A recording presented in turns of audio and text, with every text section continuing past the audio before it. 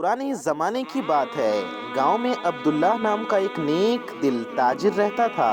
अल्लाह ने उसे खूब रिज्क दिया था। उसका एक उसूल था कि वो गांव का कोई गरीब या मोहताज उसके दर से खाली ना लौट पाता, उसके दर से खाली नहीं जाता। आहिस्ता आहिस्ता उसकी सखावत का चर्चा दूर दूर तक फैल गया। अब न सिर्फ उसके गांव के बल्कि आसपास के बस्तियों के लोग भी उसके घर के बाहर कतार लगाते, बस उसका इंतजार करते कि वो आए और सबकी मदद करे। लेकिन उसकी बीवी को ये सब बिल्कुल पसंद न था। एक दिन वो बोली, अब्दुल्ला, तुम यूं ही धन लुटाते रहे तो एक दिन हम भी उन्हीं की तरह भूखे नंगे हो जाएंगे। हम लोग कंगाल हो जाएंगे अगर तुम लोगों को बांटते रहे। कम से कम अपने गांव के लोगों तक ही मदद महदूद रखो। अब्दुल्ला ने मुस्कुरा कर कहा, बेगम, मुझे डर है कि कयामत के दिन मेरा रब ना पूछे कि मैंने दूसरों की मदद क्यों नहीं की जब उसने मुझे दिया था। बीवी ने सख्त लहजे में कहा, इस रफ्तार से तो जल्द ही हम भी मोहताज हो जाएंगे। अब्दुल्ला खामोश हो गया, मगर दिल ही दिल में दुआ की, या अल्लाह, मुझे नेकी करने की तौफीक दे और तेरा दिया कभी बंद ना हो।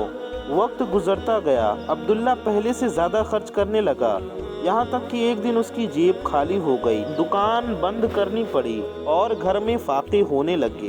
एक दिन उसने सोचा, शायद बीवी सही कह रही थी, अगर मैं इतना खर्च न करता तो आज ये हाल ना होता। लेकिन फौरन खुद को टोका, नेकी पर कभी अफसोस नहीं करना चाहिए। अगर आज मेरे पास 1 रुपया भी होता तो मैं वो भी किसी गरीब को दे देता। गरीबी आ गई, मगर अब्दुल्लाह ने हिम्मत न हारी। उसने बकरियां चराने का काम शुरू कर दिया। बीवी दिन रात ताने देती, देख लिया, हम भी उन्हीं फकीरों जैसे हो गए हैं जिन पर तुम तरस खाते थे। अब्दुल्ला मुस्कुरा कर कहता, बीवी बीबी, हमारे पास सेहत तो है, ये पैसों से ज्यादा कीमती हैं। बीवी तंजियां हंस पड़ती, कहने लगी, मुझे पैसों से गरज है, जाके कुछ कमा कर लाओ, वरना मैं ये घर छोड़ दूंगी। अब्दुल्ला ने बुरा ना माना, जानता था कि वो ऐशो आराम की आदी है। खुद उसे बचपन में फकरो फाका देखना पड़ा था, इसलिए वो हमेशा दूसरों का दर्द समझता था।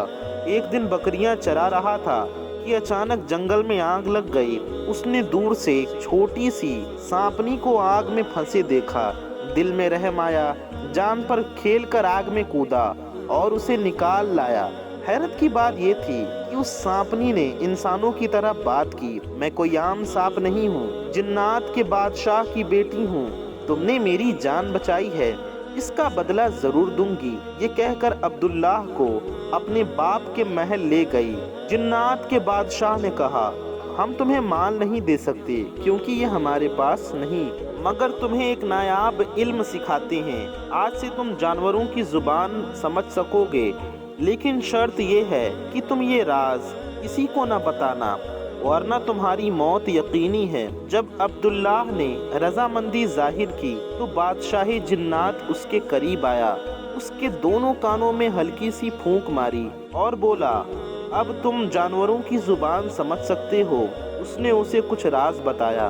तुम्हें ऐसी बातें सुनने को मिलेंगी जो किसी इंसान के वहमो गुमान में भी नहीं, मगर याद रखना, कभी जाहिर न करना कि तुम उनकी बात समझते हो, वरना वो तुमसे डर जाएंगे और नुकसान भी पहुंचा सकते हैं। ये राज दिल में रखना। ये कहकर अचानक सब मंजर गायब हो गया। अब्दुल्ला ने पलक झपकी तो वो फिर से अपनी बकरियों के पास खड़ा था। न कोई महल था, न जिन्नात का बादशाह। वो सोचने लगा, शायद ये सब ख्वाब था, लेकिन बड़ा मजेदार ख्वाब था। घर वापस आते हुए वो एक बड़ी सी झील के पास से गुजरा। वहाँ उसने 2 खूबसूरत मछलियाँ उछलते और खेलते देखी। एक ने दूसरी से कहा, अगर झील के बीच तले वो पुराना संदूक ना होता तो हम उस बड़ी मछली से कभी न बच पाती जो हमें खाने के लिए पीछे पड़ी थी। दूसरी ने जवाब दिया, हाँ, ये संदूक तो सदियों पुराना लगता है, पता नहीं कब से पड़ा है। ये सुनकर अब्दुल्ला को यकीन हो गया कि जिन्नात की शहजादी वाली बात सच थी। उसके दिल में तजस्सुस जागा, आखिर इस संदूक में क्या है। वो फौरन झील में गोता लगाकर नीचे पहुंचा।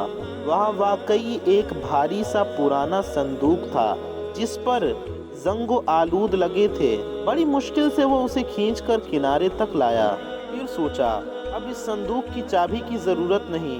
एक बड़ा पत्थर उठाकर जोर से मारा, संदूक टूट गया।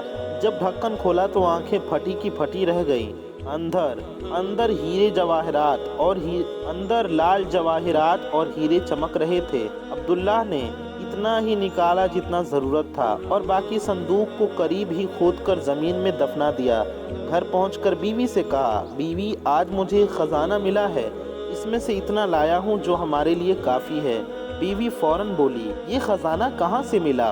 अब्दुल्लाह को बादशाह जिन्नात की हिदायत याद आ गई, इसलिए खामोश हो गया।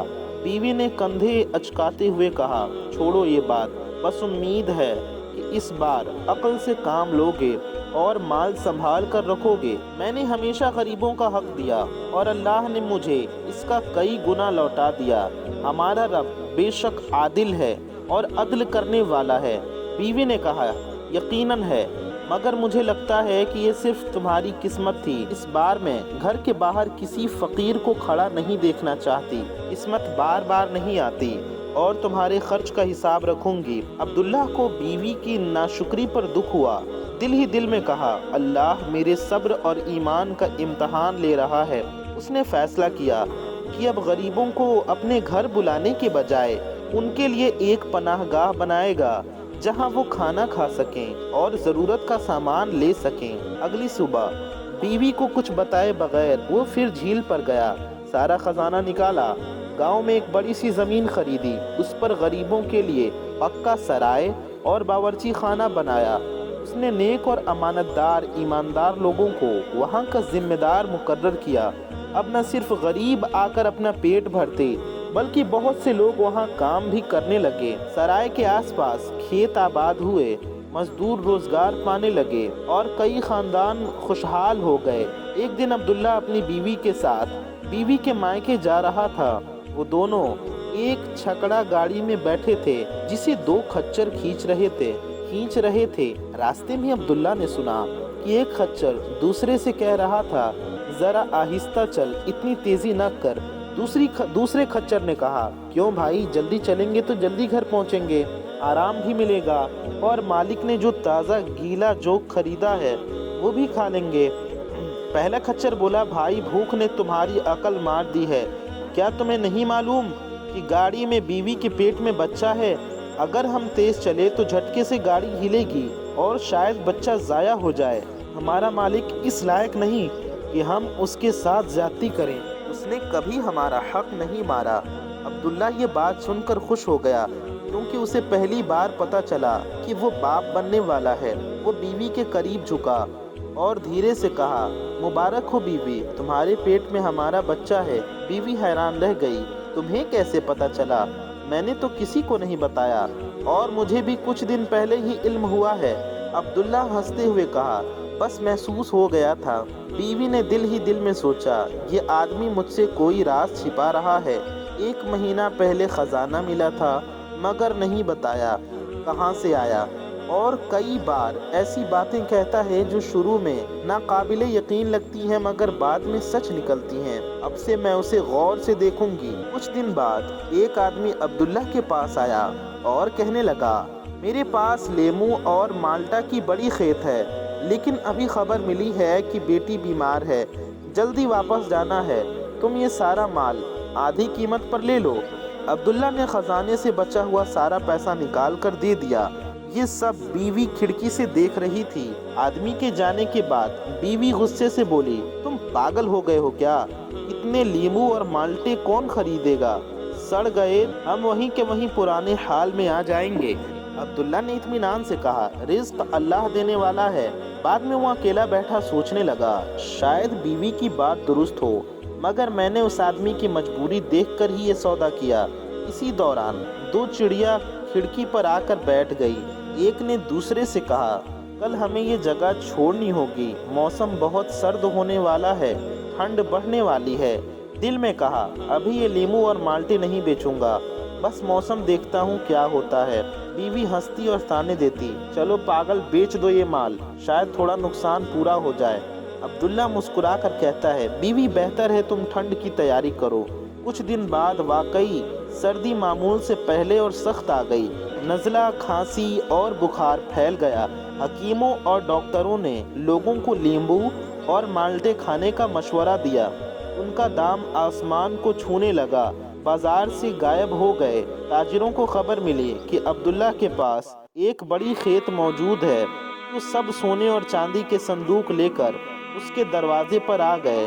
عبداللہ نے بیوی سے کہا، سبحان اللہ، کل تک یہاں غریبوں کی قطار تھی، آج امیروں کا ہجوم ہے۔ اس نے باری باری سب کو مال بیچا۔ شام تک گھر سونے اور چاندی سے بھر گیا۔ بیوی خوش تو تھی، مگر پھر بھی اس کے دل میں وسوسہ تھا، شک تھا۔ کچھ دن بعد اسے پتہ چلا کہ عبداللہ نے یتیموں اور غریبوں کے لیے سرائے بنوائی ہے۔ وہ ڈر گئی کہ کہیں لیمو اور مالٹوں کا منافع بھی فقراء پر غریبوں پر نہ لٹا دے۔ وہ فوراً اس کے پاس گئی اور تیز لہجے میں بولی، کیا تمہیں ان غریبوں کے چکر میں پڑ کر پچھلی بار کا انجام یاد نہیں؟ عبداللہ نے سکون سے کہا، کیا تمہیں لگتا ہے ہمارے پاس اتنا سونا اور چاندی ہوتے ہوئے بھی ہم غریبوں کے منہ کا نوالا چھین لیں؟ بیوی نے کہا، اللہ انہیں رزق دے اور عطا کرے جیسے اس نے تمہیں رزق اور عطا کیا ہے۔ پھر اس نے تیزی سے کہا، میں جانتی ہوں کہ تمہارے پیچھے کوئی راز چھپا ہوا ہے، اور اگر تم نے مجھے سچ نہ بتایا تو میں سب لوگوں میں مشہور کر دوں گی کہ تم جادوگر ہو، اور یہی تمہاری دولت کا راز ہے۔ یہ سن کر عبداللہ گھبرا گیا۔ اس نے دل میں کہا، میں اسے اپنا راز بتا دوں گا، کیونکہ مر جانا 1000 گنا بہتر ہے اس الزام سے جو میری زندگی بھر میرے ساتھ چپک جائے۔ لوگ تو جو سنے یقین کر لیتے ہیں۔ پھر خود ہی سوچنے لگا، اگر میں نے اپنی بیوی کو راز بتا دیا تو میں مر جاؤں گا، جیسا کہ جنات کے بادشاہ نے کہا تھا، اور پھر غریبوں کمزوروں کی دیکھ بھال کون کرے گا؟ کافی سوچ وچار کے بعد اس نے فیصلہ کیا کہ بیوی کو اپنا راز بتانے کے بدلے وہ اپنا گھر، جائیداد اور سونا چاندی سب اس کے نام کر دے گا۔ وہ اپنی بیوی کے ساتھ قاضی کے پاس گیا اور سب کچھ اس کے نام کر دیا، البتہ وہ زمین جس پر اس نے غریبوں کا پناہ گاہ بنایا تھا وہ وقف رہنے دی، تاکہ خیر کا، نیکیوں کا کام جاری رہے۔ پھر اس نے اپنی بیوی سے کہا، برائے مہربانی آج کے بعد میرے قریب نہ آنا۔ اگر تم نے ایسا کیا تو میں تم پر طلاق کا حق استعمال کر لوں گا۔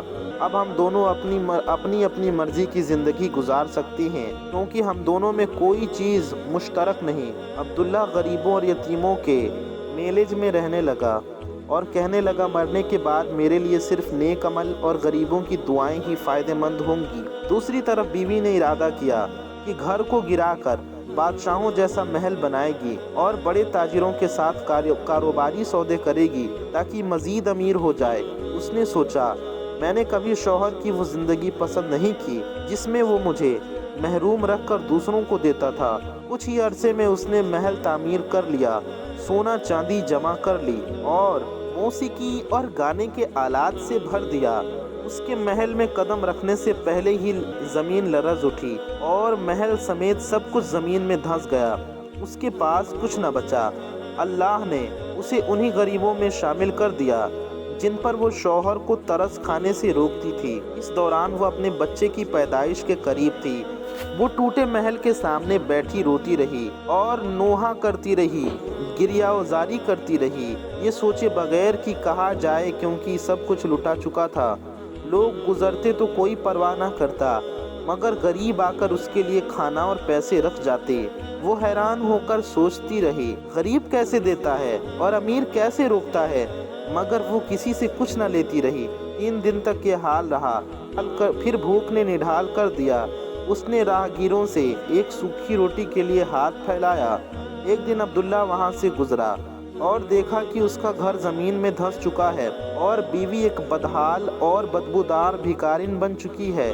وہ اسے اٹھا کر ایک چھوٹے سے مکان میں لے آیا جو اس نے میلج کے پاس بنایا تھا۔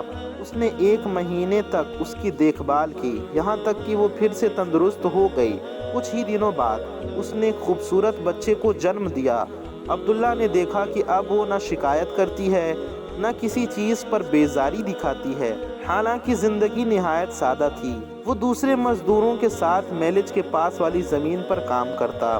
ایک دن بیوی اس کے پاس کھڑی ہو کر بولی، اگر تم چاہو تو میں تمہارے ساتھ کام کروں گی۔ عبداللہ نے حیرت سے کہا، مگر یہ تو غریبوں کا کام ہے۔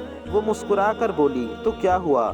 اگر یہ غریبوں کا کام ہے، اللہ نے چاہا تو ان کا رزق دنیا میں کم رکھا ہے، مگر وہ پھر بھی ہر حال میں شکر ادا کرتے ہیں۔ پھر اس نے نرمی سے کہا، مجھے معاف کر دو، میں نے تمہارا مال ضائع کیا اور تمہارے ساتھ ناانصافی کی۔ عبداللہ مسکرا کر بولا، تم ہی میرا اصل مال ہو اور میرا سرمایہ ہو، اور میرا بیٹا میری جان ہے، میری زندگی ہے۔ یہ چھوٹا سا گھر ہمارے لیے کافی ہے۔ ہم اسی کے ساتھ والی زمین پر کام کریں گے اور سب سے خوشحال لوگ بنیں گے۔ صحت ہی دولت ہے اور وہی سب سے بڑی نعمت ہے۔